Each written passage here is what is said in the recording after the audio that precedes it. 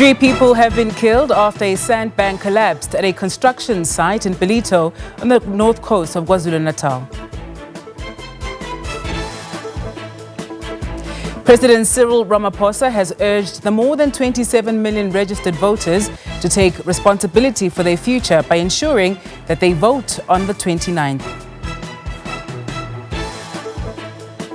The uMkhonto weSizwe party and the African Congress for Transformation will today unveil their election manifestos.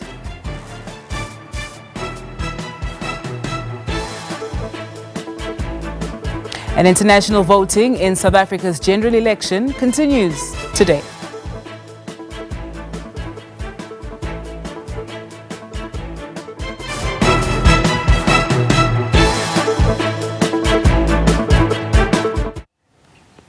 It's just gone 12 noon Central African time. A very good afternoon to you and welcome to the Week in Review. Thank you very much for joining us. We're coming to you live from our studios in Johannesburg this afternoon. I am Sebenzile Nkambule. We invite you to be part of the show and you can give us a ring on our studio number on 011-714-0680 or 81 or 82 during the course of the next 2 hours to give your comments on our stories. Welcome.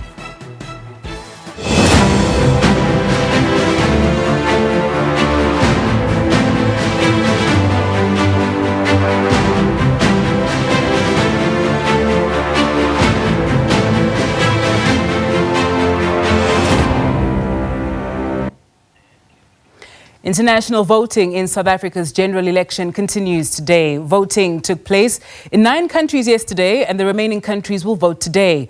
However, registered South African voters in London can vote today or tomorrow. The South African High Commission in London has the highest number of registered voters of any voting station in and outside South Africa with over 24,000 eligible voters. The next largest international voting stations are in The Hague in the Netherlands with over 6,600 eligible voters and Canberra in Australia with over 3,600 voters. For an update on ongoing voting in Accra, Ghana, we now bring in our correspondent Ahmed Rufai Nabil, who joins us on the 9. Nabil, thank you very much for your time with us this afternoon. Give us a sense of what the mood like and how voting has been going in Accra, Ghana.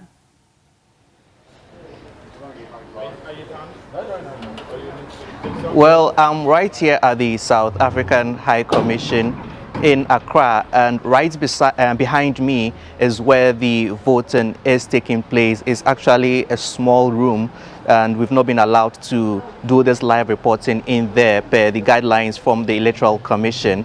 But what we understand from officials is that nearly 200 voters are expected to be here today on the list, and so far about 50 people have voted and the process has been very smooth so far. We know that they've not had any technical challenges and they expect it to go on till the voting period is over. So you can see one voter going right in to vote behind me, and that's the room where the voting is taking place. Nabil, of course, Ghana is an important friend of South Africa, a very big country in West Africa as well, and our relations really go back years and years. So perhaps, are you able to give a sense of what some of not only South Africans and Ghanaians on the ground really think about this important election? We also, of course, celebrating 30 years of democracy as a country. When you speak to people on the ground, how important is this election in their view?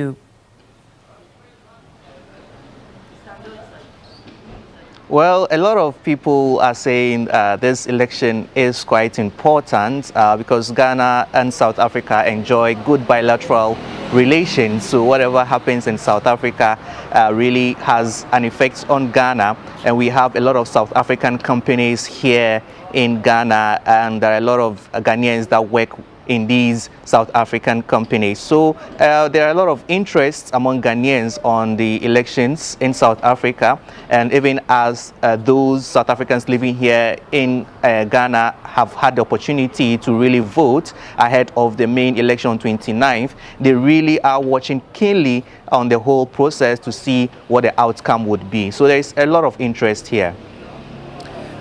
Finally, Nabil, in terms of time-wise, how much more time has there been left? Is there left for people to come out and vote? And what has the turnout been like so far? Well, turnout has been quite impressive from what the officials are telling us, because people keep trickling in one after the other to cast their ballot, and they are expecting nearly 200 people to vote, and so far close to 50 people have really voted. So they expect that by the end of the voting period, which is around 19 GMT, they should have had the rest of the 150 voting. So they have high expectations on the voting, so you can see some other voters are now trickling in right there in the room. So there is a lot of expectations that people would really turn up to vote, and they would be able to get the nearly 200 people here in Ghana to cast their ballot. Let me thank you very much for your time with us this afternoon. SABC News correspondent Ahmed Rufai Nabil, coming to us live from Accra, Ghana, where South Africans based there have already started voting. We move on to this now. President Cyril Ramaphosa has urged the more than 27 million registered voters to take responsibility for their future by ensuring that they vote on the 29th. The country's first citizen has emphasized the importance of South Africans casting their ballot. Some of the more than 76,000 citizens living abroad have already started voting, and more than 1.6 million voters have been approved for special voting, which takes place on the 27th and the 28th of May. Ramaphosa has also urged stakeholders and political parties to ensure the elections are credible. The right to vote has been the cornerstone of our democratic order and is enshrined in the Bill of Rights of our Constitution. As you cast your vote through a special ballot on the 27th and the 28th of May, and for many of us on the 29th of May, you will be demonstrating your faith in our democratic order. By placing your cross on the ballot papers, you will be executing a responsibility that history has placed on your shoulders. Most importantly, you will be deciding for yourself the direction that our country should take and determining the path that we should follow to get there. By voting, you are taking responsibility for your future and the future of your community. Your vote is important. Your vote counts. The uMkhonto weSizwe party will unveil its election manifesto at the Orlando Stadium today. The party, led by former ANC President Jacob Zuma, says it wants to win by a 2/3 majority.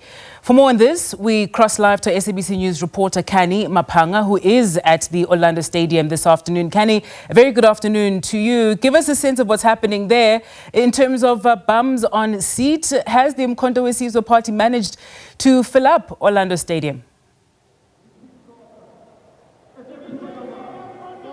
To you, Sebenzile, and to the viewers at home. As you can hear, it's quite the hive of activity here at the Orlando Stadium in Soweto as uMkhonto weSizwe prepares to deliver what it terms as the quote-unquote people's mandate ahead of those May polls. The former President Jacob Zuma, as the leader of uMkhonto weSizwe, will be delivering that plan or that alternative plan to South Africans at some time today. We don't know what time he will arrive, as his team has stated that they cannot reveal that due to security concerns. Now, a number of supporters have arrived at Orlando Stadium to hear this address, Sebenzile. As I look around the stadium, it seems that they may be able to fill up this Orlando Stadium with a capacity of close to 40,000 ahead of that manifesto manifesto launch. Now, among those supporters, we're seeing a large number of interfaith leaders, as well as those who represent indigenous groups, such as the Khoisan community. We know they fight very well. They've been fighting for that recognition for some time, and I am joined by Chief Matesa of the Khoisan community to elaborate further on this large presence of the indigenous group and what their expectations are from the former president when he delivers his manifesto later today. What are your expectations, Chief Matesa, as he delivers that manifesto later today as the Khoisan community? Well, first of all, I think the biggest expectation is we still remember the time when Ubaba was the president of the country. And under the presidential period of Ubaba, he was the only president who was really keep the 2004 cabinet decision going, the framework thereof. We know he has faced a lot of challenges. People around him was trying to block him out, was really engaged with us meaningfully. But our expectations for this country is that Ubaba will take us back to that framework, that we can finish off that discussion in the right manner so that we can get this country to where it's supposed to be. Right. And what are those plans that you think uMkhonto weSizwe can realize as the MK party? Well, first of all, I had a look at the manifesto of Ubaba. Yes. And that manifesto will bring us a bit closer to what things were supposed to be if we have finished off that whole process of 2004. And that is why we are now standing behind Ubaba to become the president, and let's finish that task that he has of engaging with us. All right, thank you very much. That was Chief Matesa, who joins me as part of the Khoisan community group. Thank you so much for your time, Chief Matesa, and expressing how you feel that the MK party can realize for us. It's a faith leader that is Pastor Majola. Why as they launched the land station? All right, we apologize for that break-in transmission.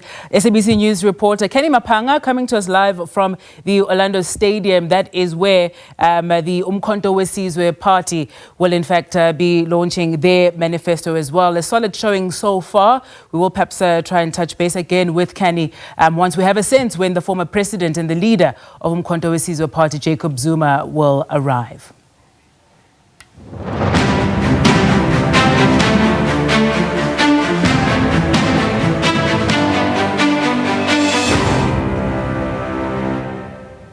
To this now, 3 construction workers have been killed after a bank collapsed on them at the Zen Drive in Bito, Durban. 5 people were trapped under a sandbank, of which 3 are believed to have died when an embankment collapsed on them at Zen Drive in Bito, Durban. IPSS Search and Rescue spokesperson Samantha Mayrick says the scene is still active and residents should use alternative routes. The search and recovery has been called off to allow safety systems to be put in place to protect rescuers on site.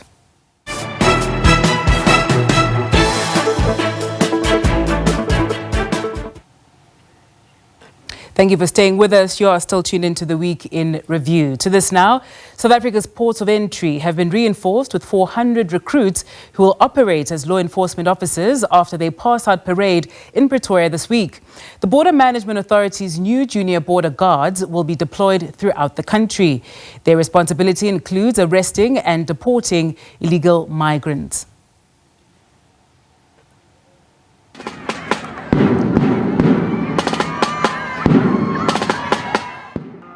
They've been through rigorous training, and now these 400 junior border guards have the power and responsibility to arrest and detain illegal immigrants. They'll be deployed at the 71 ports of entry across the country, made of 52 land borders, 10 international airports, and 9 seaports. And they say they're ready for the task ahead. I wish at the border we will be experienced and so disciplined like we are now. If you want to join the BMA, you must be resilient, because it's not for the faint-hearted. The training itself, it was extremely difficult. It was a great experience. We learned a lot from shooting, learning about what is happening in the borders. Their training includes the ability to detect false documents, among others. The majority of them will be going to our most problematic land ports of entry. So we will be sending around 100 to Beitbridge to make sure that they take care of the port itself, but also to the vulnerable segments around Beitbridge, to deal with issues of illegal migration, to deal with the issues of the movement of illicit cigarettes from that side into South Africa, but also to deal with issues of human trafficking, human smuggling and the like. The Home Affairs Department says the passing out parade follows years of struggle to curb illegal movement at ports of entry and along the borderline. This includes illegal immigrants attempting to enter the country or smuggle illegal goods in or out of South Africa. We are deploying them according to the risk that is out there, and I've cited the issue of the Beitbridge. But more than all, we understand that, look, the 400 will never be enough. It doesn't even come close to being enough, but at least it's a step towards the right direction. Nzuza has urged the guards to be disciplined and courageous in carrying out the border management mandate. Mulimoni Muto, SABC News, Pretoria. And the National Council of Provinces has passed the proposed law to end Eskom's 100-year monopoly. The Electricity Regulation Amendment Bill will open up the market for competitive electricity trading. Once signed into law, it will ensure greater participation of the private sector in power generation. The legislation aims at providing for additional electricity generation capacity and infrastructure to establish the duties, powers and functions of the transmission systems operator. It will also provide for an open market platform that allows for competitive electricity trading. Where Eskom's system operator used to determine load shedding, transmission systems will now take over. Energy analyst Samson Mampweli says the changes also mean that electricity prices will not be as high because there will be competition. The whole point is basically to deal with security of electricity supply, which is top of the agenda, so that we don't have load shedding going forward, because there will be various role players who will be providing electricity to the nation through the transmission system operator, to also deal with environmental issues, the emissions aspects, because we will have a lot of electricity being purchased from independent power producers who would be using a lot more renewable energy to produce electricity, and also to deal with the electricity pricing. South Africa has seen the rise in the electricity prices, largely because the Eskom tariffs have not been cost reflective. Experts in the energy sector say the bill will shape the energy landscape for generations to come. Some see it as a priority reform for restoring investor confidence, and if effectively executed, it will enable significant levels of investment, economic growth and job creation. The ERA bill was approved by the National Assembly on the 14th of March, and following the approval of the NCOP, it will be sent to the President for signing. Diabose To, SABC News, Johannesburg. Everyone involved in the George building collapse has been accounted for. Rescue and recovery operations have ended, with the number of people on site confirmed at 62 and not the 81 as was previously estimated. The death toll stands at 33, with 29 survivors, 10 of whom are still in hospital. Relief, as no more bodies are to be found. Crews cleared the basement and established that rescue and recovery operations could be stopped. No, the search and rescue is completed. I was very pleased this morning to report to the Premier, and also thank you to the Premier for his leadership during this event or disaster. We've, unfortunately, as you know, 33 fatalities, 29 people still in hospital or alive, so 10 of those are still in hospital. The search and rescue teams have done brilliant work. From the start, there was confusion about the number of workers on site. The figures, we've been honest. When we started off, they said something like 69 people. That was then after talking to the contractors, to the community, to members who worked on the site, that changed to 75 and then to 81. Currently, I'm just pleased that we don't look for 19 bodies anymore because the site is empty. We've done our job. So it's actually good news that we've got this figure wrong of 81. The site has been handed over to the police, whereafter the Department of Employment and Labour will take over investigations.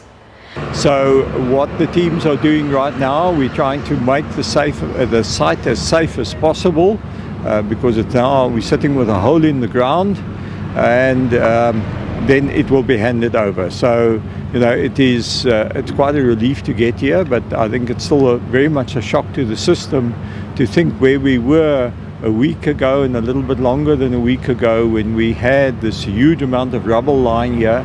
Meanwhile, the Western Cape government has started its own investigation into the cause of the collapse. The Provincial Department of Social Development will also assist the families affected with psychosocial support for at least the next 6 months. Tanya Krause, SABC News, George in the Western Cape.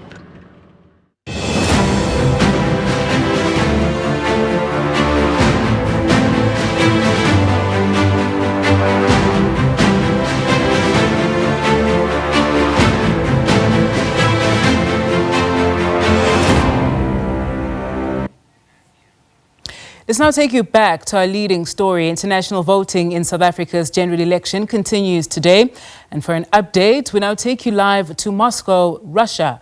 This is where we find our correspondent, Dasha Chernyshova.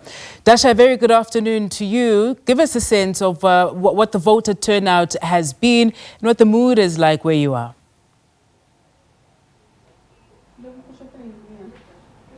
Well, I'm at the polling station at the Embassy of South Africa in downtown Moscow, and we understand that up to this moment, over 30 people have come to cast their ballots. That out of 136 people who have been registered for this voting, they are eligible, and they are all expected to be showing up at this polling station throughout the day. But keep in mind, these are not just the people who live in Moscow. These are also the people who live in other cities of Russia, and they travel to Moscow to cast their ballot. I've talked to the students from St. Petersburg. They said they understand the importance of casting their ballot. That's why they took this journey and traveled all the way down to Moscow from St. Petersburg.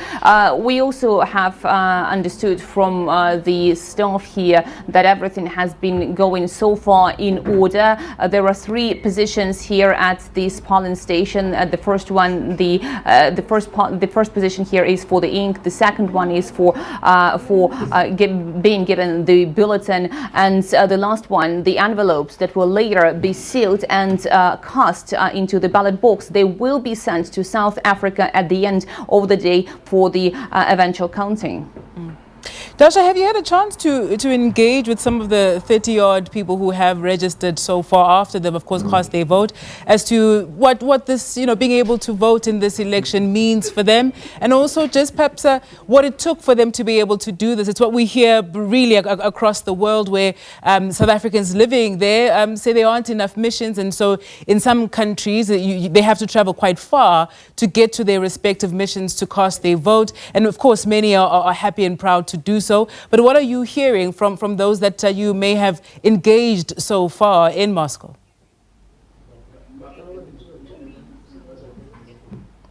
Well, indeed, the understanding among the South Africans who have been showing up at this polling station is that this is a celebration and it is important for them to cast their ballot. They say everybody counts, everybody's opinion counts, and everybody matters. And that's why they take to the polling station on Saturday. Some, as I have mentioned before, have been traveling from other cities across Russia. The students I've been talking to, they came from St. Petersburg, and they do say it is an important exercise of their civil rights. That's why they are voting on Saturday at the South African Embassy in Moscow. But eventually you have to really understand the spirit here. You can certainly see people who are laughing. They are asking each other where they come from which cities. And this is certainly something you can't often really see at other polling stations because it is really amicable. But what's important is that for South Africans, it does appear to be the celebration, especially as it is 30th anniversary of the democracy in the country. Of course, Russia does continue to be an important friend of South Africa as well, with very strong ties that we continue to have with Russia. Just perhaps on a final note, as you look at the nature of the relations between the two countries, is the view on the ground that they are in a good condition so far, or are there opportunities in areas perhaps where they should and could in fact be strengthened, given also the nature of the geopolitical environment as it stands currently?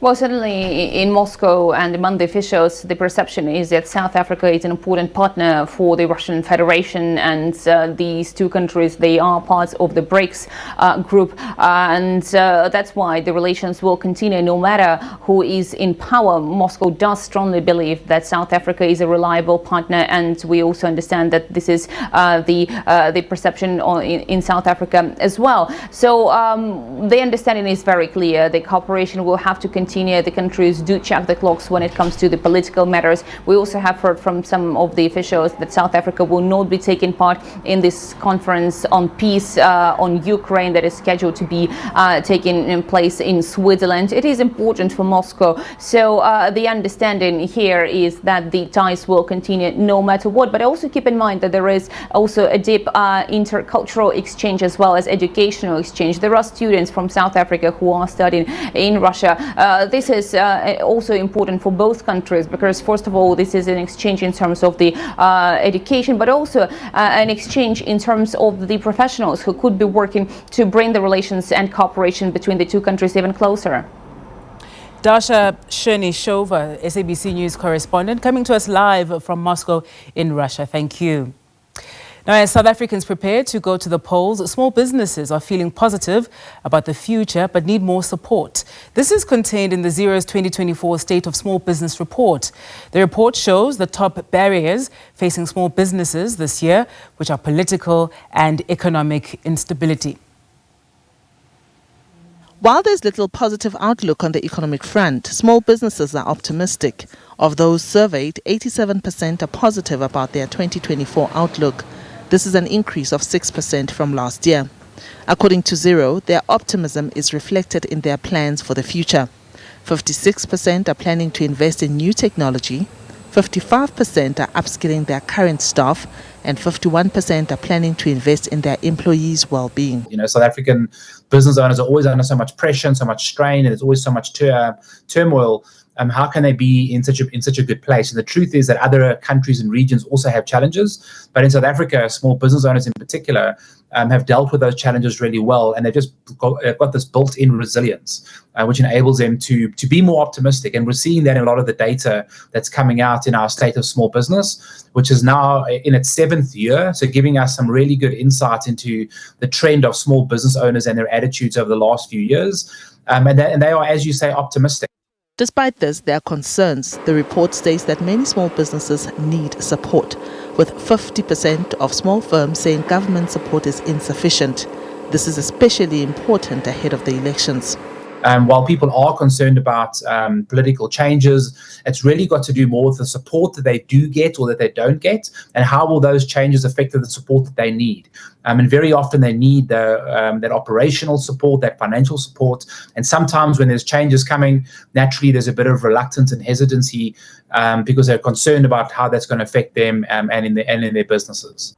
Power interruptions have been another impediment to the growth of small businesses. To date, load shedding has been suspended for more than 40 days. Timmers says business owners have since made plans to keep their operations going. Small business owners are pretty insightful and intelligent, and they understand probably what's going on in the background. I think there's still those concerns about how does it affect them. But the honest truth is that many small business owners have already made plans to mitigate those risks. They've already put things in place to deal with those challenges that affect their businesses. That's not to say that everyone's been able to find solutions, because it's not obviously that easy to do, and it can cost a lot of money. But many small business owners, back to my first point around resilience, they've factored a lot of these challenges into their operating model and how they work and how they service their clients. So yes, those challenges are there. Will they come back post-election? I mean, I'd probably leave that up for everyone else to decide whether they will. But I think most small business owners are prepared for whatever's going to happen after the election. Interestingly, 90% of respondents surveyed say that late payments and cash flow continue to be the primary financial challenge for their small businesses, but they have not applied for funding or loans in the past 12 months. I don't think it's that there's a lack of funding. The problem is we can't connect the funders, the people that need the funding, with those that have the funds to be available. But the second interesting point, I think, is that people, again, are prepared and they go to their family and they go to their friends for funding. It's probably easier to get a loan from a family member or a friend, and just speaks about the closeness of those relationships and the support that they have to help fund their businesses. So we really do, it's a good thing, but can also not be so positive. Like, we need to think of ways that creates bigger scale, bigger growth for a lot of these businesses, and friends and family will help when times are tough, and that's what they're there for. But for long-term sustainability, we do need to provide a more efficient way of getting funding to these small businesses. The report further finds that technology is playing a key role in small business success. 37% of business owners report that adopting new technology has increased their business profits in the last year. However, there's still untapped potential, as small businesses cited cost, skills gap, and not knowing how to get started as the main barriers to adoption of technology. Diabo Seto, SABC News, Johannesburg.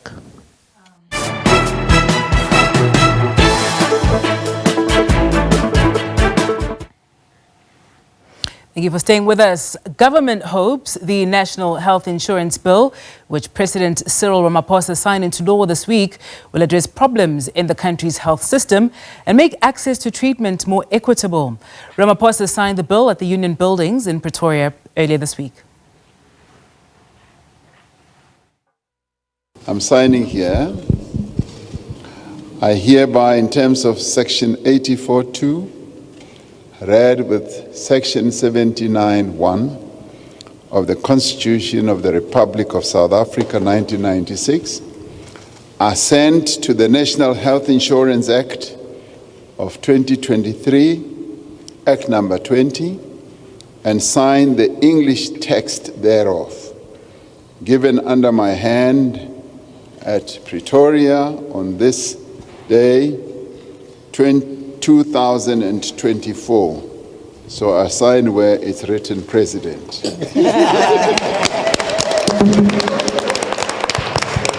The enactment of the National Health Insurance Bill has been described as a great milestone that will eradicate stark inequalities in the healthcare system.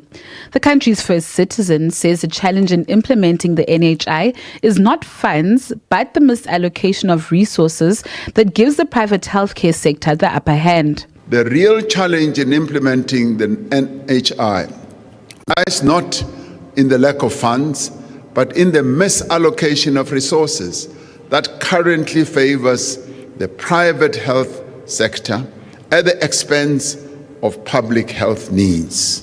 Government will not implement the NHI immediately, but instead it will be implemented in phases through the National Quality Improvement Plan.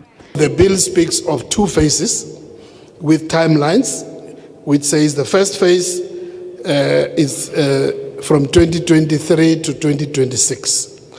And that first phase is to deal with the establishment of the institution, accelerating, strengthening of the health platform, and all other basic instruments. We are implementing various quality improvement programs in all provinces. Some have criticized the act in its current form, but the Secretary General of the South African Medical Association Trade Union says those opposed to the NHI only want to protect their privilege. The privileged, those who are middle class and so forth, will find this to be uneasy, because it then represents, they speak against it in preservation of privilege. Hence, you see the noise that is coming out to say, no, we can't have this NHI, we're not happy with it in its current form. So particularly what is the bone of contention is what is at the heartbeat of the NHI, which is Section 33, really, which speaks to how the fund will work when fully implemented. Where it reduces medical schemes to the periphery, really, where they'll only cover small things like aesthetics, like your nose jobs, something that is really not fundamental to healthcare per se, because the bulk of services will then be provided for through the fund. And the biggest beneficiaries of the current model are not happy with that, because it seems to represent something that they will lose their current profit margins and they'll actually become a non-entity. The health minister further says the NHI funds will be protected through the Health Sector Anti-Corruption Forum to ensure that what happened to the COVID-19 funds does not occur again. Natasha Piri, SABC News in Pretoria. Meanwhile, the Democratic Alliance has briefed its lawyers and is in the process of preparing its legal challenge against the National Health Insurance Bill. Where the Act has to be assented to. Just hours after President Cyril Ramaphosa put his pen to paper and signed the NHI bill into law at the Union buildings. A step which seeks to eradicate inequalities in the country's healthcare system. The DA, however, objects to the bill in its current form. This bill in its current form will not be able to bring about quality healthcare for all South Africans. It is a lie that has been peddled, and it is simply not true. As the bill stands, all that it will be able to do is to pool funds of about 300 billion rand a year to be able to set up the NHI fund. The NHI is expected to cover South Africans of all races, rich or poor, and legal long-term residents, narrowing the gap in the standard of healthcare in the country.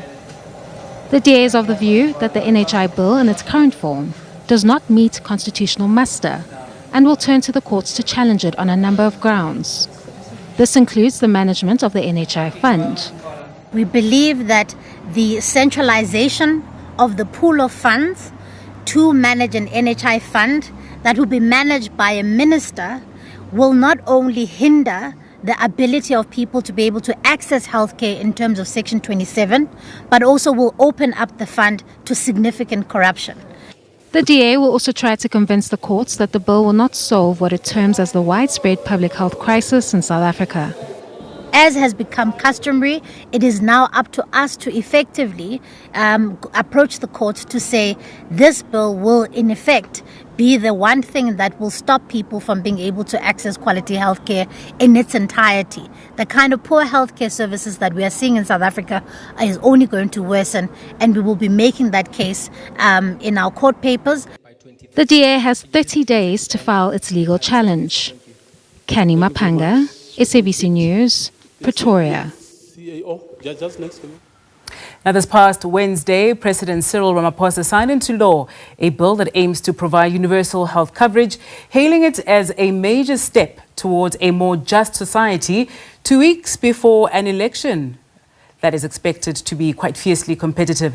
It is the biggest overhaul of health policy in the country since 1994, and some political parties, including the DA and Musi Maimane's Bosa, say they are preparing to challenge its implementation.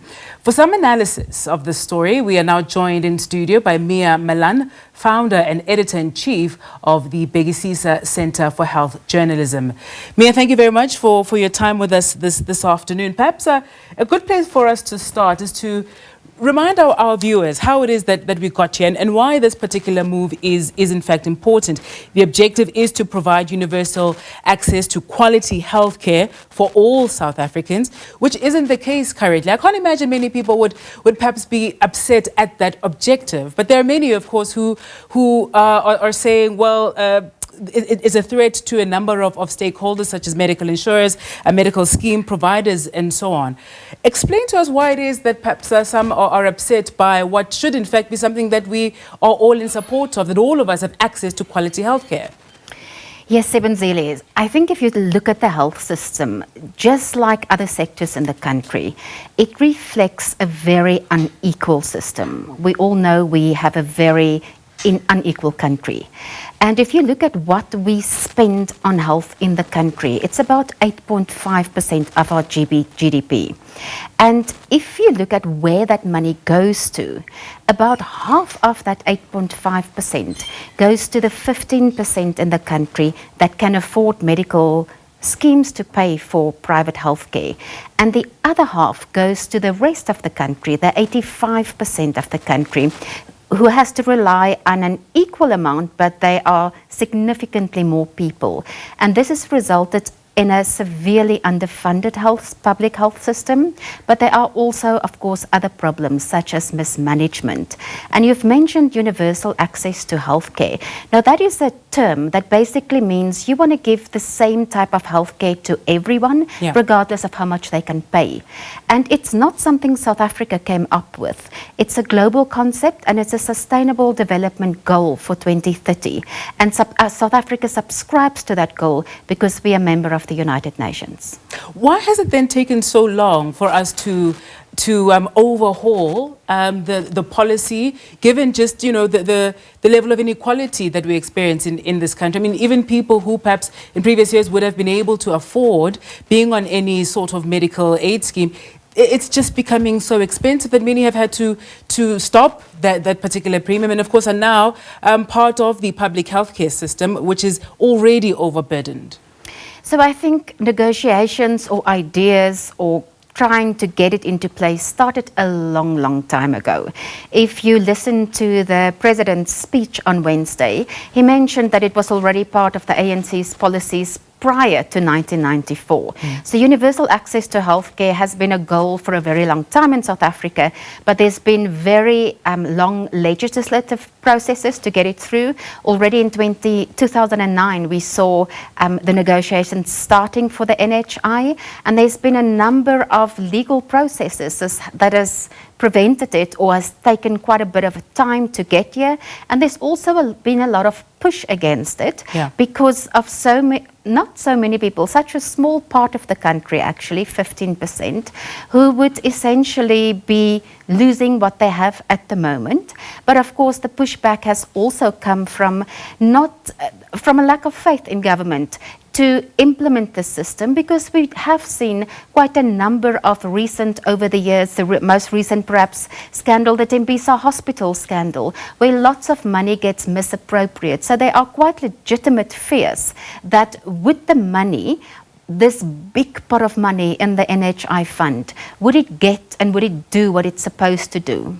Yeah. Let's perhaps talk about how, in terms of the sort of assurances that we've been getting from with Minister of Health, Dr. Phaahla, the President himself. Of course, we're waiting to hear from Treasury as well around how this will all be financed. How will this be treated? And perhaps to speak a bit to how, for example, this will be a Schedule 3 versus a Schedule 2 entity as well. And so the comparison that we often make, of NHI with SOEs, for example, is an error in that. And just some of the debates as well we've been having just over the last couple of days, there have been a number of errors. Perhaps speak to that and maybe some others that we can leverage this opportunity to just clarify around what is actually factual and perhaps what isn't around this conversation about the NHI. So what I can speak to is how will it get funded? Of course, to implement a massive scheme like this, because it's a funding scheme, it's not a health system, it's basically a large state-run medical scheme. That is what the NHI will be. You need money to implement that. Lots of it. Lots of money, and the amounts that are going around are between 200 billion and 500 billion rands a year. Now, what the NHI Act says, the options that they will draw from would be increases in general taxes, increases in VAT, increases in personal income tax, and also potential payroll taxes, so a proportion of your salary may be taken towards that, employer contributions, and something that has already started is medical scheme credits that you will get for the fact that you pay for a private medical scheme. They've started to reduce that. Now, one of the debates or the big unhappiness is the fact that the Act says that medical schemes will eventually be reduced to schemes that will only pay for top-up services, that it will be illegal to pay for the same services that the NHI provides. But it's important to bear in mind that this NHI will be phased in phases, and one of the big reasons for that is because we don't have the money yet. So medical aids will take a very, very long time, between 10 and 30 years to disappear, because before the law can be implemented to say medical aids can't provide the same services, those services need to be provided.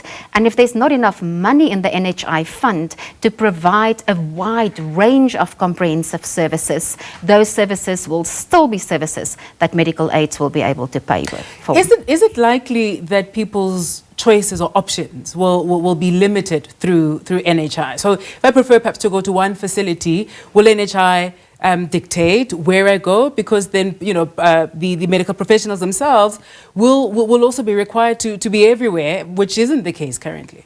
So the NHI will buy services from both private and public facilities. What will be different is that there will be set prices. So at the moment in the private sector, you can ask whatever you want for a service. There's no rules as to how much you can ask.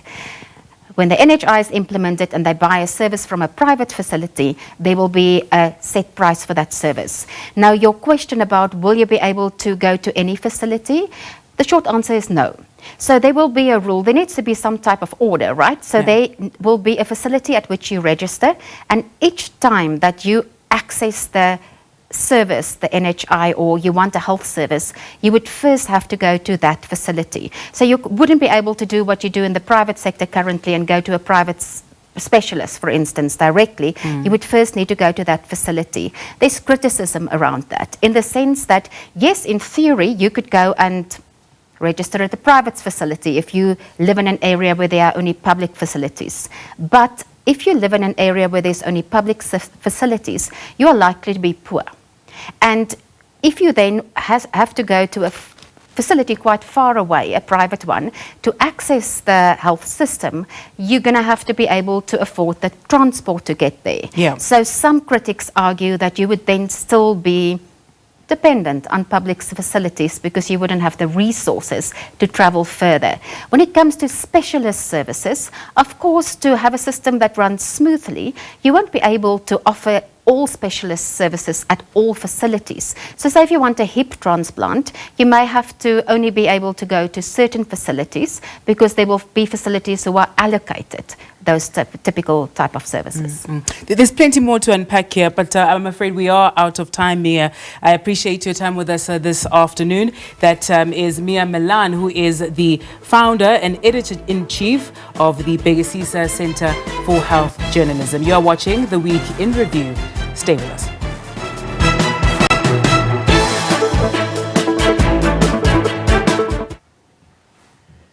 All right, thanks for staying with us. On to this now. The Chief Executive of the Commission for Gender Equality, Dr. Dennis Matotoka, says they are confident that Caster Semenya will eventually win her case at the European Court of Human Rights in France. The case set to hear an appeal by Switzerland on the matter involving the two-time Olympic champion this week. The case concerns Semenya's complaint about new regulations of world athletics requiring her to take treatment to decrease her natural testosterone levels to be allowed to compete internationally. Matotoka says the new regulations are a clear violation of athletes' human rights. The Commission attended the referral to the Grain Chamber at the European Court of Human Rights in the matter of Caster Semenya versus the government of Switzerland.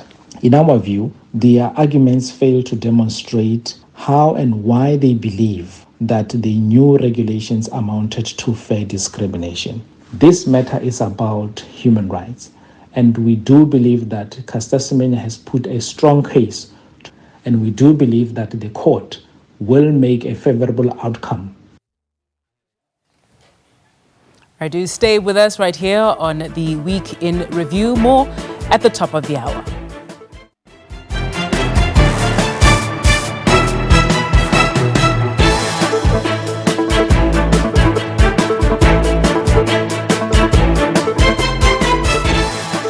3 people have been killed after a sandbank collapsed at a construction site in Bito on the KwaZulu-Natal North Coast.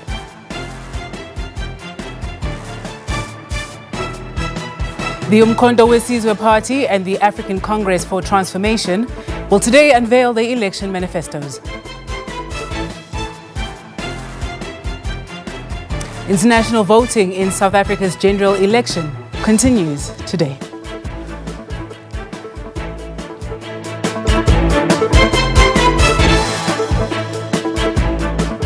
Well, a very good afternoon to you. It's just gone 1 p.m.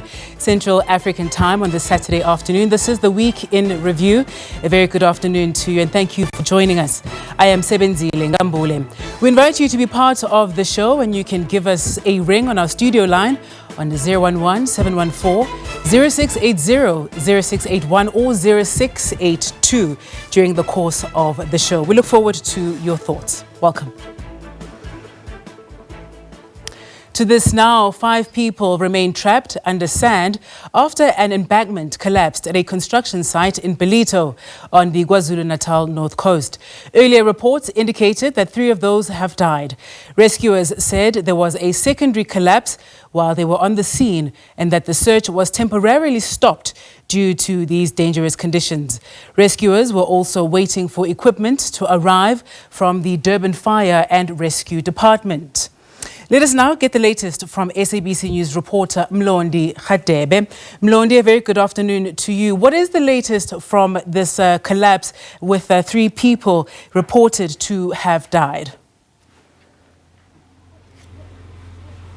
Thank you very much, Sebenzile. The search and rescue team are also continuing after the Durban Fire Department and the rescue team basically arrived at the scene to try and assist. I'll just speak to Colonel Nechunda, who will briefly tell us about the update in relation to the search. Thank you very much, Rob. Can you please briefly tell us about the continuation of the search, because it was stopped in the morning after the secondary collapse? The search and rescue mission, or the search and recovery mission, is underway as we speak, and currently 2 bodies have been recovered. The team is busy trying to locate the other 3. We are meant to believe that just a matter of time before the team recovers all the bodies which are underneath. So, any update in relation to the search and rescue? Are they basically able to recover more bodies? The team on the ground saying that it's just a matter of time, like I said, before the bodies are recovered, because 2 already have been found as we speak, and because they were not very far from each other, we believe that very soon all bodies will be accounted for. Is there any luck with the operator or the contractor that was doing the work? The luck you mean in finding him? There's no way that it can be found because we've got documentations and everything else. So we believe that he will make himself here, depending on how far he is. But we're not panicking about his arrival, because normally we don't expect him to be at the site of construction. So he could be very far off. But at the end of the day, he should come and account of whatever happened here. So as the police, we're not panicking about him not being here as yet. Thank you for your time. You're welcome. There was Colonel Robert Nechunda. I'll just ask Tulani Ngobo Sebe to show you the site of basically the scene where the search and rescue teams are busy working. You'd see that there's a wall. On top there is a road that is in a drive that basically it seems as if the wall collapsed from that part of the road as the workers were working here in the site, because you see that the construction of the house is happening in this plot. But we'll try and wait and see, because we were told that earlier on they managed to basically to identify 3 bodies, but while they were trying to recover them, the secondary collapse happened during that time here. But for now we're still waiting, because also the excavator is assisting the workers who are trying to dig. They're trying to bring more manpower to the site so that they'll be able to assist. Back to you, Sebenzile, for now. Mlondi, thank you very much. SABC News reporter Mlondi Khadebe, who is on site there, the tragedy, 3 people who have lost their lives, that is on a site in Bito. We'll bring you more as we get an update from yet another building collapse and a tragedy yet again for the country.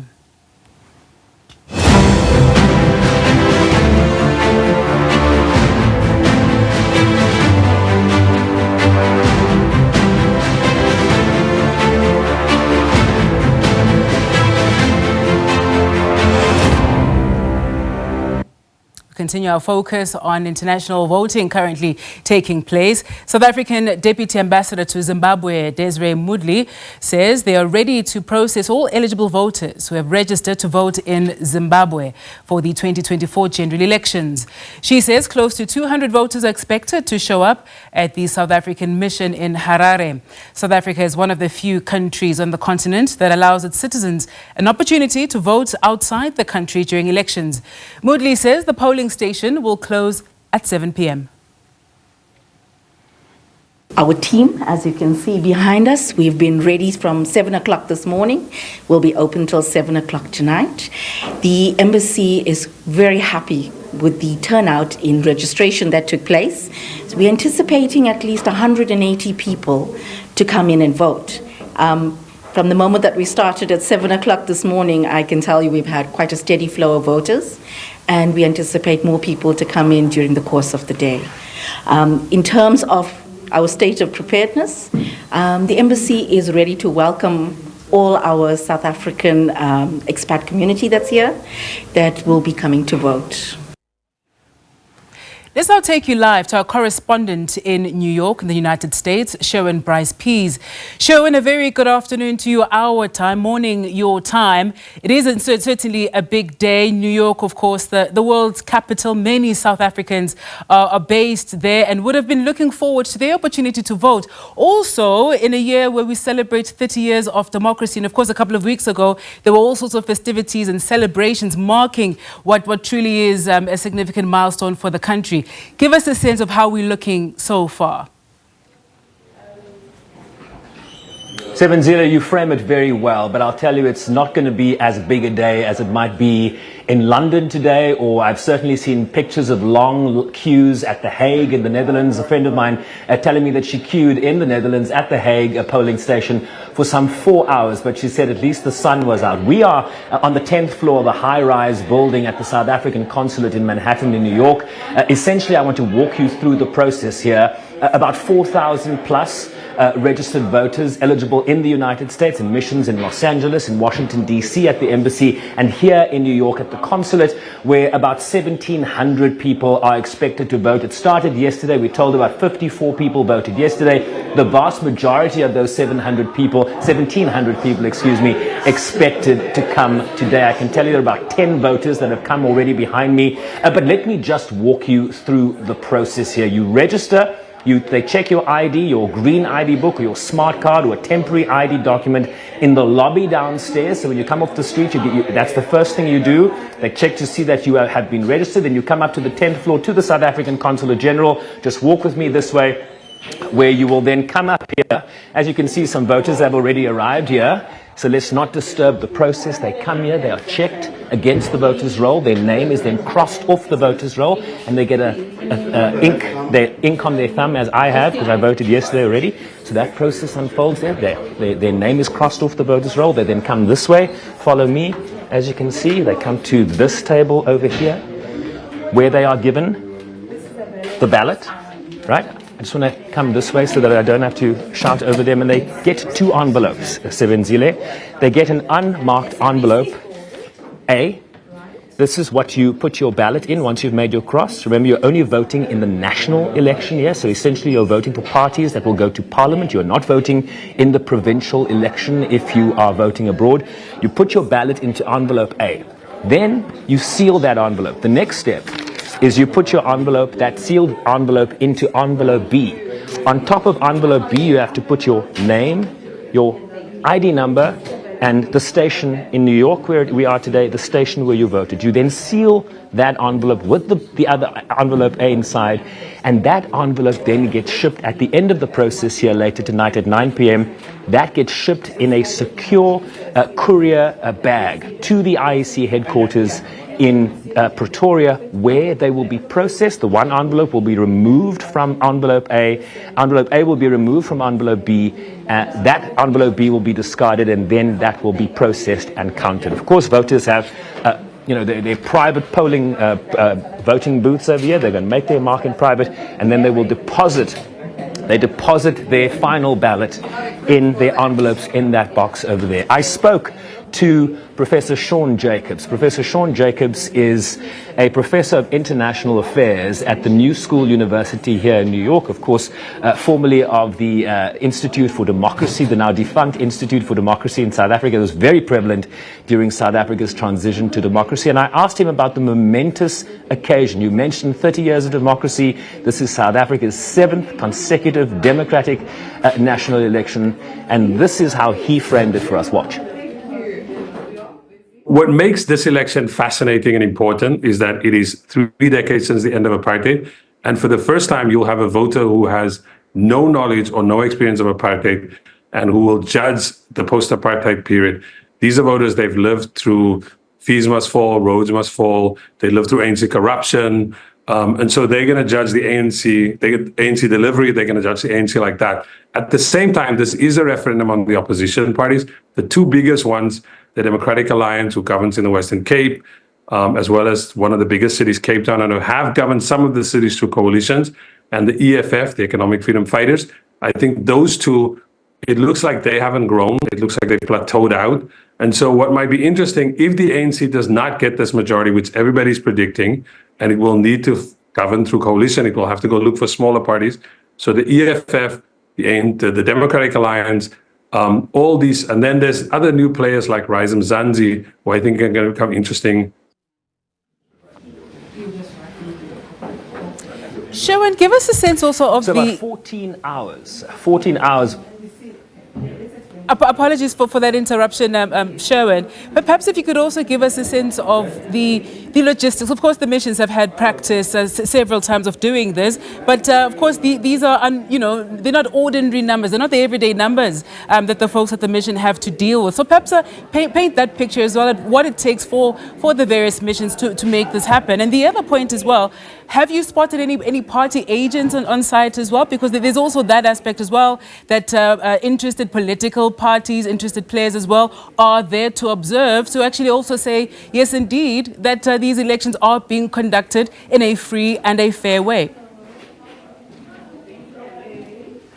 Well, essentially the IEC is depending on the staff, the diplomatic staff that work in various missions, in the embassy in Washington, D.C., and at various consulates, the 111 missions, I think, around the world. And so essentially these are people that are being seconded to work over the weekend. They've appointed, staff as special electoral officers that are running this process. We have been told that at least 2 party agents should be with us at some point today. I have not seen any party agency. I can tell you I covered the election abroad 5 years ago. There were representatives from the Democratic Alliance, from the African National Congress, from the Economic Freedom Fighters. So we expect some party agents to arrive later today. But voters essentially have 14 hours to come through today. The 1,700 in New York, the 1,700 plus in Washington, D.C., 800 expected in Los Angeles. And Los Angeles will be open for 12 hours from 7 a.m. They have a 3-hour lag behind New York. So when they open in about 3 hours, from 7 a.m. till 7 p.m., and then again here on the East Coast, Washington, D.C. and New York, 7 a.m. until 9 p.m. tonight. So a lot of time for voters to come through and vote here. So certainly, and always an auspicious occasion to see South Africans come and vote. And we're certainly starting that process off here in New York this morning. There'll always be the issue, Sherwin, of there not being enough places for people to go. If anything, those living in America perhaps have a few more options than those in Australia, for example, can only go to Canberra. There are 3 options in the United States as well. Have just from your years as well of doing this, do folks on the ground complain about that sort of thing, the cost that's required if you're living somewhere in the middle, trying to decide whether you go to the West Coast or the East Coast? It isn't necessarily always easy for people to get there. Yeah, it's interesting. There's also only one polling station, I understand, in the Netherlands, right? You'd think that there would be a polling station in one of the biggest cities like Amsterdam, but people are having to travel to The Hague for that. You know, The Hague also in the news this week because that's the seat of the International Court of Justice and the International Criminal Court. But today it's where South Africans in the Netherlands will go to vote. I understand, you know, that some people in Florida, for example, I have friends down in Fort Lauderdale, and I asked them if they would be driving to their nearest polling station in Washington, D.C., and I think that was a bridge too far for them. So there are instances, you know, if people do not have the funds to travel to a polling station, that South Africans who might want to vote, it's just probably going to be too long a distance for them to travel. But fortunately in the United States, better than some countries around the world, we've got 3 polling stations in Los Angeles, Washington, D.C. and New York. They closed the South African consulate in Chicago a few years ago, so that's no longer an option. It would have been 5 years ago. But you do make a good point. It's not going to be easy for people that are spread out across a vast country like the United States. I mean, it takes you 6 hours to travel from the East Coast to the West Coast. So that gives you a sense of just the distance that people sometimes need to travel to get somewhere in a country like this. But yeah, certainly something that the IEC is probably going to have to look at in the future.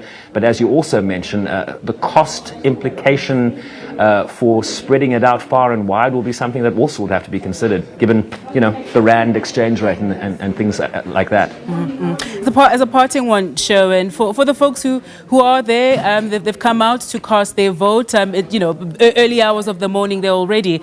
What are some of the issues that they'll be voting on? Right, so it may not be the day-to-day issues that living here we're faced with, whether it's load shedding or other issues. But for people there, what are some of the issues that are top of mind that they care about and want to express themselves on those issues by whom they vote for in this election?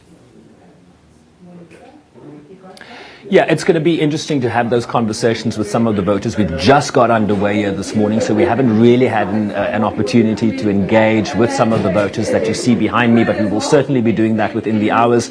But in terms of people actually showing up, I mean, some people have lived outside the country for many, many years. There is clearly a desire to be part of this process. I think for South Africans that perhaps grew up during the transition to democracy, understanding South Africa's history, this is a momentous occasion, a hard-fought occasion.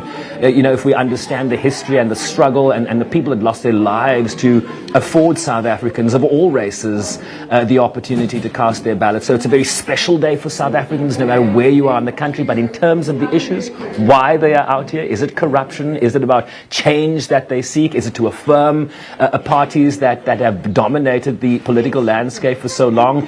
Is there going to be a shift based on how they vote in this election in terms of what we've become accustomed to over the last 30 years? These are some of the probing questions we will be asking as the hours traverse here in New York, and we'll certainly bring you those answers as we get underway here in New York.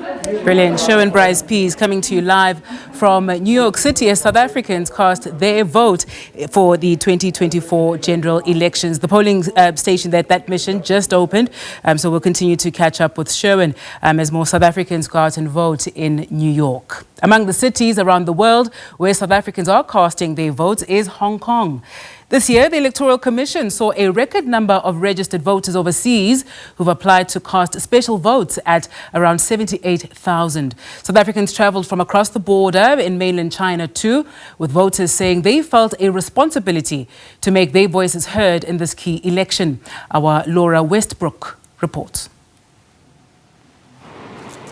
Here in Hong Kong, South Africans were queuing up to cast their ballots at the consulate before it opened at 7 a.m. this morning. Hong Kong has a small but proud South African community of around 4,000 people, and there are around 750 registered voters. Many voters I spoke to said that they had traveled to Hong Kong from across the border in mainland China, from cities such as Guangzhou, Shenzhen and Zhuhai, saying they felt it was their responsibility to make the journey over here to cast their vote. Among the key issues were better services for friends and family back home, as well as a lower crime rate and better job opportunities for young people. They said that while they may be South Africans living abroad, they still felt connected to their home. You know, it doesn't matter where you are in the world. For the mere fact you're still a South African, you know, this vote means a lot, because instead of always complaining, you cast your vote. For some South Africans, the next government and its policies could make an impact on their return home. We're trying to make the difference for the country that we're going to move to sooner, because we are not here to stay forever. To be honest, change in government or just a change in service delivery, it doesn't matter, as long as things start going better. Whether it's a change in government or the status quo, voters here said they want to see a government that is transparent and that follows through on their promises. Laura Westbrook, SABC News, Hong Kong.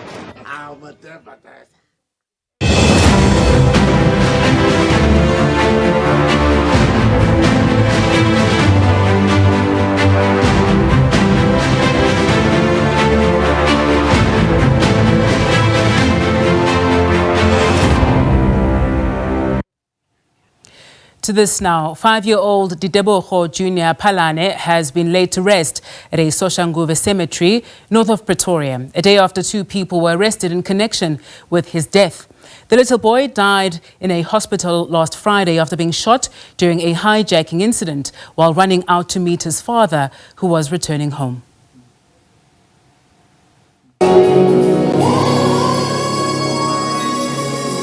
A teary farewell for a child described as a bright and a loving light in the lives of all who knew him. Junior was in our exit planet, the majestic Mercury. We knew that this was his exit year, but we did not expect this exit. We have been robbed of a beautiful soul, but we are thankful for our program because we got to create so many memories with him that they will last us for a very long time. Junior Palane came under attack from a group of men who were hijacking his father's car outside their home in Soshanguve. He later died in the hospital. This young boy was robbed of his whole life ahead of him because of crime. What makes me sad is that this picture here will never grow old. The picture that the parents have of this young boy will always look like that. You can only imagine what these 2 people are going through. So please, and what was happening throughout the week, it should not be happening. Political representatives also added their voices. You are one of the young men who had a relationship with his child. Something that is very rare, particularly in the black community. Most of us young men are abandoned by fathers. But you were a great father. That's why that boy ran to the gate. Because you are a great father, you are a great parent. You have already won, my brother. We have to get to a point where we, as a leadership collectively, and I've seen my chaplain is here as well, we need to be praying, and not only praying, but we need to be taking a stance and say, where do we draw the line? Community members have called on the police to tighten screws against crime. It's very sad and very painful because I'm a mother too. So this thing is very, very, very terrible. What these people did to this young man, it's very painful. The rate of crime has gone so much out of control, and we're making once more an appeal to the government that please, please hear our cry, because our nation, is being diminished due to these criminal elements. Authorities have committed to root it out, saying it's now a war. They've also urged the community to work with the police. It's a war that is declared by criminals, and we have to fight it as such with all energy, with all vigor, and with all unity as community and as South Africans. The tragic incident befell the family a week after welcoming their third child. He is survived by his parents, siblings, his grandfather, and many loving relatives. Mulimo Nemotwa, SABC News, Soshanguve. Gut-wrenching indeed. To this now, KwaZulu-Natal police shot and killed 6 suspects in 2 separate incidents. 4 suspects who are believed to be linked to cash and transit heists in the province were killed in Cato Ridge west of Durban. Police say they've been following leads on the 4 for strings of crimes. In a separate incident, 2 suspects who are linked to extortion cases were also killed during a shootout with police in Klaarwater. Residents in the Gauteng area were woken up by gunfire after a shootout ensued between police and the 4 suspects. Police say they had been tracking the suspects. They've allegedly been linked to a spate of cash and transit heists in the province. The suspects had been employed by a construction company working in the area. Provincial Police Commissioner Lieutenant General Nhlanhla Mkhwanazi says police are working hard to root out violent crime. And Gauteng police have arrested 2 men in connection with the murder of 5-year-old Debogo Jr. Palane. The boy was killed by assailants who were hijacking his father. Police are still tracking a 3rd suspect linked to the crime. This violent incident is on the heels of more than a dozen armed suspects being killed in KwaZulu-Natal in the latest wave of shootouts with police. To look at these incidents and crime in these areas, we're joined by David Bruce, an independent researcher at the Institute for Security Studies. Thank you very much, David, and a very good afternoon to you. In the case of the murder of 5-year-old Debogo Jr. Palane during the hijacking at his home in Soshanguve, the boy was running up to his father. I'll hang on to that. I believe we don't quite have Bruce back on the line. All right. I'm told we have him now. Bruce, thank you for your time with us this afternoon. Let's reflect really on the tragedy that we've been speaking about here, the shooting of young 5-year-old Debogo Jr. Palane during a hijacking in Soshanguve as well. We've been reporting of late of the gun violence we're seeing, the violent crimes that we're seeing here. Give us a sense of the trends. Should we be even more concerned than perhaps what we were previously? Does it show that there's a spike of sorts in terms of the violent crimes, in particular those that involve guns in our communities? The short answer to your question is that certainly the available information is that gun violence is continuing to increase in South Africa. So, for instance, a couple of weeks ago, the Minister of Police released statistics related to the first year of Operation Chanele, and in specific categories of crime which are more consistently linked to the use of firearms. One of those being car hijackings, another one being residential robberies, another one being attempted murder, which is, so for instance, you have a situation where if someone is non-fatally injured in an incident of crime, and that involves a firearm, the police will record that as an incident of attempted murder generally. So those crimes have all increased over the time period which was reported by the minister, the year from the beginning of May last year to this year. And so even though at the briefing they reported a very large number of firearm recoveries, it's, the available information indicates that they aren't responding to firearm violence in an effective way. In terms of, I suppose, also just understanding what we're seeing play out here, we often speak about violence in KwaZulu-Natal, and especially around whether it's elections. You see it quite a bit during local government elections as well, where councillors or those running, in fact, for the legislature are killed and so on. Here you have Soshanguve here. What can we perhaps understand about what is happening there and the prevalence of the shootings that we're seeing there, and seemingly that it's getting worse, at least from what we're hearing from community, people living in that community, and how they live in a lot more fear than what was the case previously? Right, okay, well, you see, I mean, if we're talking about the national picture, we don't have, firearm violence itself isn't something that is specifically recorded as a category of violence, but we possibly be talking about a situation where there's 300,000 or possibly even more incidents of firearm violence across the country. And as I've said, they are firearm violence is recorded in various categories of crime. It's the available information is that it contributes to roughly 40% of murders, but that proportion varies quite substantially across the country.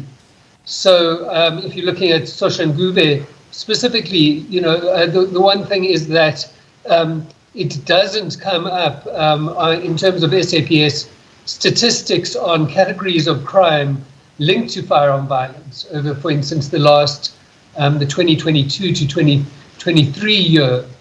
It isn't generally in one of the top 30 stations for those kinds of categories of crime which are linked to firearm violence. But nevertheless, what we're talking about is a situation where firearm violence is certainly not just restricted to these kind of 30 high violence stations, and is obviously a much more widespread problem. There have been several calls for a lot more force from the police service, that in fact the police should be dealing harshly, that we should see an excessive response to these criminals from the police. And of course there certainly has been caution to say, well, that isn't the answer to how we should fight crime. Your thoughts on these calls for an excessive response or harsher response from the police? Is that the best way to do it, or might there perhaps be another way for us to deal with the violent crime that we seeing in the country? You see, I mean, even the fact that these calls are being made shows that we aren't,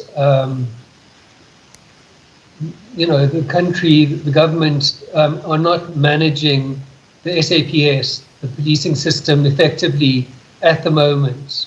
If there was effective management of the SAPS, there would be a far more focused response to firearm violence, for one thing. There would be a much stronger investment in crime investigation, in ensuring that there are serious reductions in these kinds of violence. And so, the idea that you can resolve this problem by shooting more people is the types of risks that carry, because the police themselves are prone to making errors, and with a increasing death toll of alleged criminals, you also are likely to get an increasing death toll of innocent people and so on. So in the past, where South Africa has taken that type of direction in policing, there has been an increasing number of, indeed, children and other innocent people who've been killed by the police. And I would suggest that that's a path that we would want to avoid. Is there being enough, though, just collectively, when we think about measures being taken by the police? You'll hear the police minister Pegicele speak. He's had a number of high-profile cases as well. He shows up. Is there enough being done on this front, right, to deal with some of these issues? Do we feel as though, when we look at it, provincially as well, different dynamics have of course to be assessed, but nationally as well, do we feel as though we are progressing and moving in the right direction, even though perhaps at different times, in any given period, depending on what's happening? I mentioned the politics, the elections as well, depending on what's happening overall, would you say that South Africans should perhaps trust that there are plans in place and there is the political will that's required to actually fight the crime in this country? You see, I think it starts off with a situation where essentially we've had high levels of violence for some time.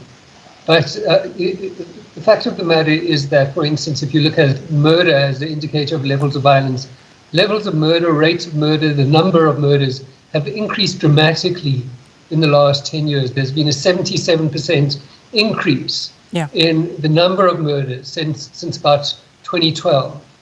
And we basically don't see evidence from that government is thinking seriously about crime, and particularly violent crime. It seems almost as if our type of response to dealing with these things is a business as usual response. And so there's a certain kind of formula that government follows, establishing new task teams, talking about strengthening community relations, recruiting more police. But there hasn't actually been a shift in our approach to policing and questions of strengthening police effectiveness in South Africa for a long time.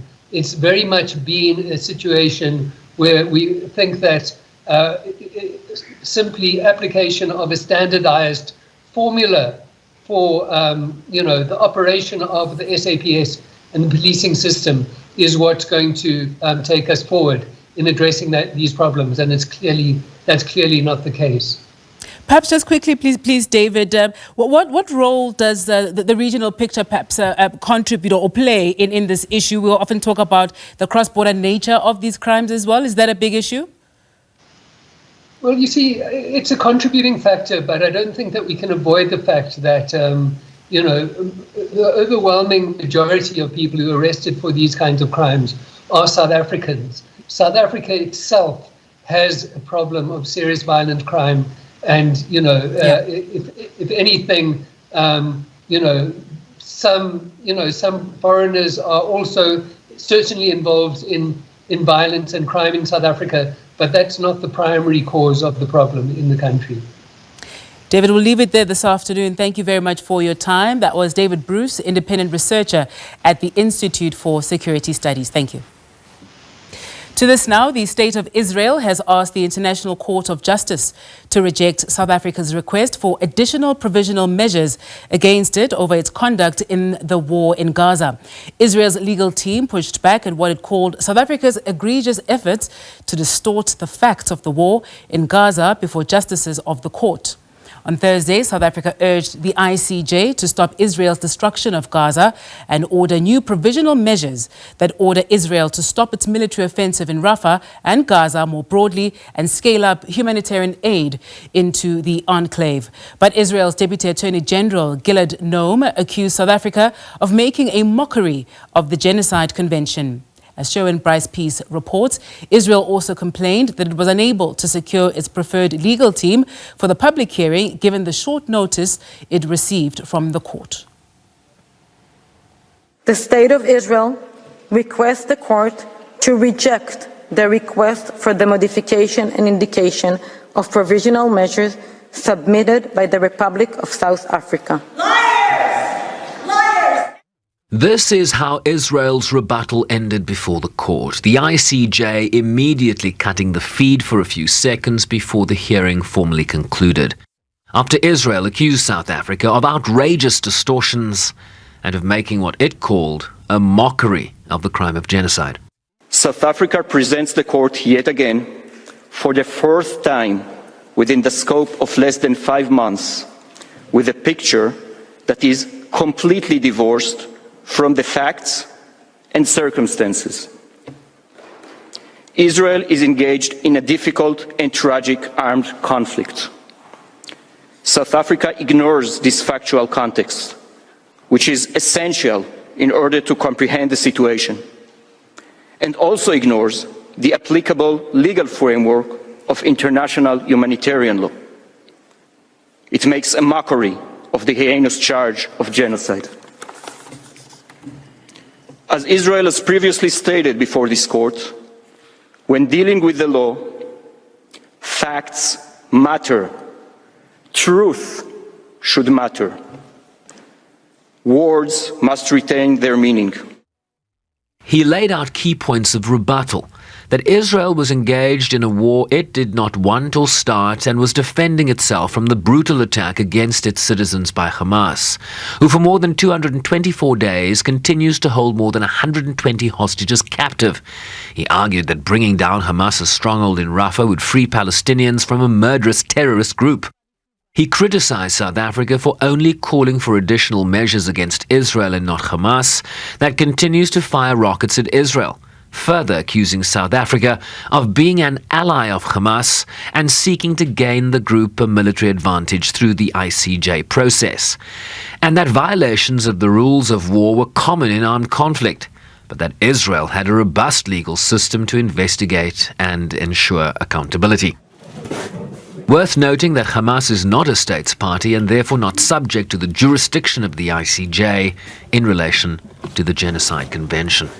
South Africa purports to describe Rafah as a last refuge for civilians in Gaza.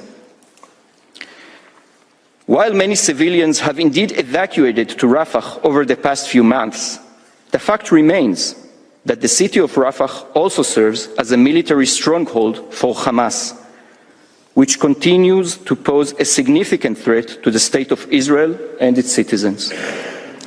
In tab 2 of your folders, you can find a map showing locations of rocket sites, tunnel shafts, and command and control sites embedded in the civilian population in Rafah.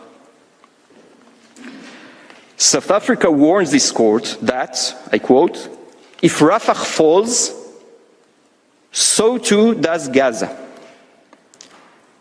Once again, however, the reality is exactly the opposite. Only by bringing down Hamas's military stronghold in Rafah will Palestinians be liberated from the clenched grip of a murderous terrorist regime, and the road to peace and prosperity may finally be paved. Israel also rejected criticism that it had shut down main entry points for life-saving aid into Gaza. South Africa claims that Israel has shut down the two main land crossings through which aid enters into Gaza, this being the Rafah and Kerem Shalom crossings, and that Israel has cut Gaza off from all humanitarian, medical, and other supplies. This is patently untrue. The truth is that Israel allows and facilitates, as it has been for months, the provision of more and more humanitarian aid to the civilian population throughout the Gaza Strip. It does so through a number of crossings on a daily basis. The UN Office for the Coordination of Humanitarian Affairs on Thursday said that for days crossings into southern Gaza had been closed, unsafe to access, or not logistically viable, and that distribution was almost impossible without regular fuel imports. At the conclusion, German Justice George Nolte asked Israel's counsel to provide information to the court about the existing humanitarian conditions in the designated evacuation zones to which it has urged civilians in Rafah to move to, in particular at al-Mawasi, probing how Israel would ensure safe passage to these zones, as well as the provision of shelter, food, water and other humanitarian aid and assistance to all evacuees expected to arrive there. More than 630,000 people have now fled Rafah. Sherman Briceby's SABC News, New York. Joining us for more on this, we're joined on the line by Dr. Swigani Ncube, Senior Lecturer in Public Law at the University of Johannesburg. Dr. Ncube, appreciate your time with us this afternoon. Israel says that South Africa's case is aimed at defending Hamas and also says that it is making a mockery of genocide. What do you understand that to mean? Good afternoon to you and good afternoon to the viewers as well. Well, I think it was to be expected when one looks at the approach that Israel has adopted, and that is to vilify South Africa and present the state as an ally of Hamas and not one that is acting in the interest of humanity. So when you look at their representations yesterday, they sought to argue and suggest, even if they are unsuccessful, at least the seed has been planted, that South Africa is an ally of Hamas. And because Hamas is not a member of the United Nations and is not bound by the jurisdiction of the ICJ, whatever provisional measures the court is going to order are simply going to serve to offer a military advantage to Hamas. At the end of the hearing yesterday, one of the judges did ask Israel's legal team to provide more information about the humanitarian conditions in specific areas of the Gaza Strip. They have about 24 hours to respond to this.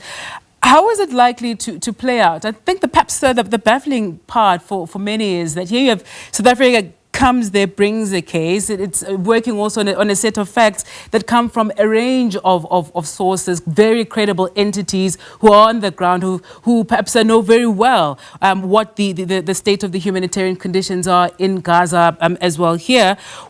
From what Israel then brings forward, how do you think that might assist the judges in perhaps assessing this? So how are they in fact making sense of all of this information that one party, obviously Israel in this case, is in fact saying, well, no, that's not what is happening, and they're giving their own version. And then you have South Africa, others who are interested, and those in fact who are also aligned with the view that there's grave injustice, there's in fact genocide that is happening there. How do they then make sense of the data and the different ways it's being interpreted?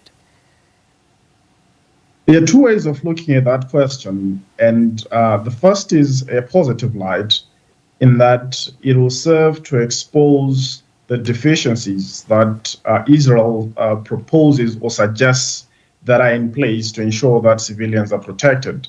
But on the other hand, there's also a worrying interpretation, which is that it's an indication that there's sort of sympathy with Israel, in that if they say there are certain things that they have done that will contribute to the protection of civilians, both in Rafah and elsewhere, then the court is not going to be inclined to order the provisional measures. So it's quite an open-ended question as posed by Judge Nolte, and we hope that the purpose will be to expose Israel, really, that what they purport to have done, what they say they have done, is seriously insufficient, and that is the evidence on the ground.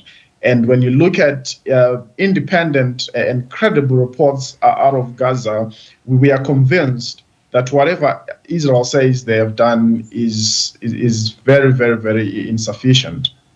For those who are on or in support of Israel, they'll constantly remind you of the attack by Hamas on Israel on the 7th of October. Given where we are now at The Hague, that of course state and what transpired there should constantly be there, because there was an injustice that happened there as well. But months later, thousands and thousands of civilians, Palestinian civilians who've been butchered by Israel.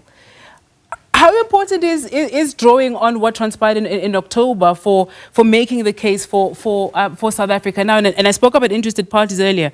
The likes of Egypt as well have indicated that they're interested in supporting and joining the South African delegation.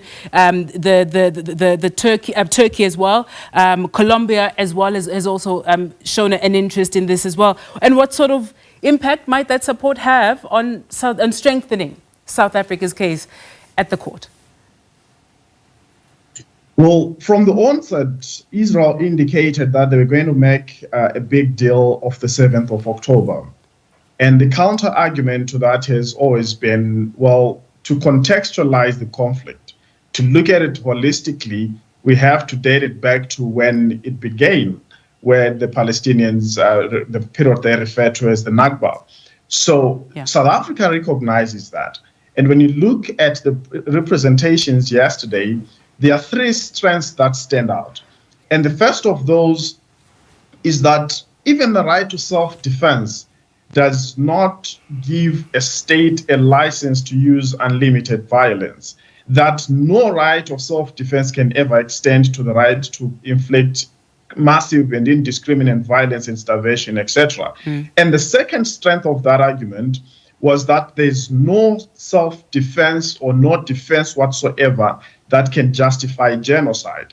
And the last was that the court itself, the ICJ, has previously stated in 2004, that is, that there is no reliance or legal reliance on the right to self-defense by an occupying state. So right there, it's an acknowledgement that there is this shadow of the 7th of October. But to look at things holistically, these are the aspects that the courts must consider.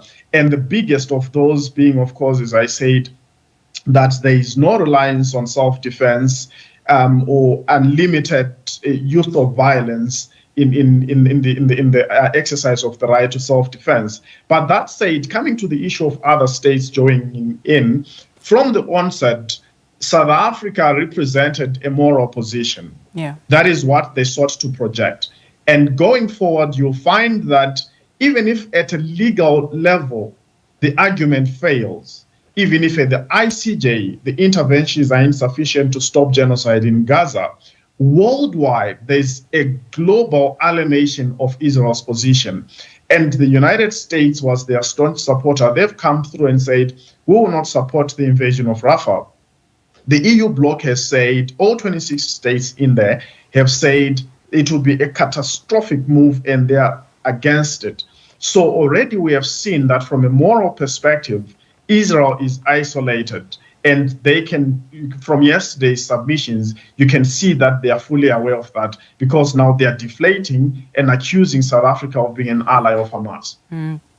We'll park it there this afternoon. Dr. Swikani Ncube, Senior Lecturer in Public Law at the University of Johannesburg. Thank you very much for your time with us this afternoon. On to this now, ANC President Cyril Ramaphosa takes his campaign to Durban CBD and Chatsworth. Our Samgele Masego is joining us live from there. Has been following the president all morning. Afternoon to you, Samgele. In fact, we don't go to Samgele. We cross over to the president of the ANC, Cyril Ramaphosa, speaking.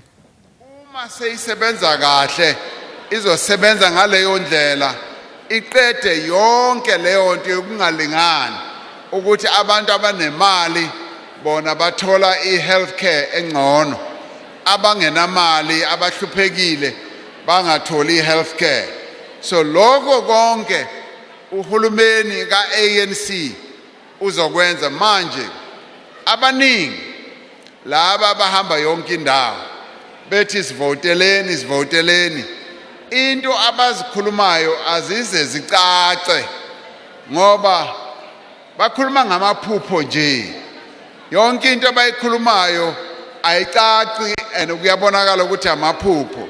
Thina singu-ANC okuningi sesike sakwenza, and that is why sithi masambe siyotshela abantu bakithi njengama-volunteer ukuthi ANC izimisele kakhulu ukuthi impilo zabantu bethu zibe ngcono in every respect, and lokho sizakwenza. After the elections uzawuzibonela wena, kuzosuka amaphepha kusala amazambane.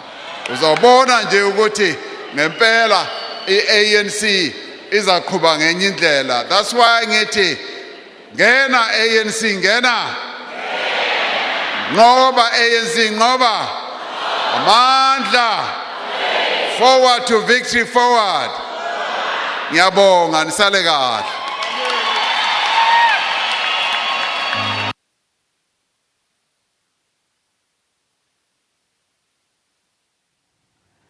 Well, we caught the tail end of that. The ANC President Cyril Ramaphosa campaigning in the Durban CBD this afternoon. On to this now. Everyone involved in the George building collapse has been accounted for. Rescue and recovery operations have now ended, with the number of people on site confirmed at 62 and not 81 as previously estimated. The death toll stands at 33, with 29 survivors, 10 of whom are still in hospital. Tanya Kraus has more. As you can see behind me, the site looks very different. Victoria Street has been reopened to traffic and only the site has been cordoned off. As you know, the police has now taken over investigations with a team of detectives. And we also just heard that another body has been positively identified, which leaves only one body of the 33 not yet identified. But with me is the Labour Department's Chief Inspector in the Western Cape, Mr. David Eso. Mr. Eso, just tell us a bit about your involvement here on the site and what you will be doing regarding the investigations. So, unfortunately, it's still deemed as a criminal scene, and so we can't actually do anything at this moment until the police have declared it a non-criminal scene. But in the meantime, we are doing what we call an administrative investigation. So we do collect all the kind of documents as to who the contractors were, what kind of contracts they signed, what their responsibilities was, and who they employed. So that's critical for us going forward, as well as the issue of identity documents. We're going to have to advise Home Affairs based on our documents what actions to be taken. And as you said, something surprising actually happened yesterday. Yeah, if you recall in the beginning when I arrived here, we had issued a letter to the owner to come forward, and everybody has appealed to the owner to come forward.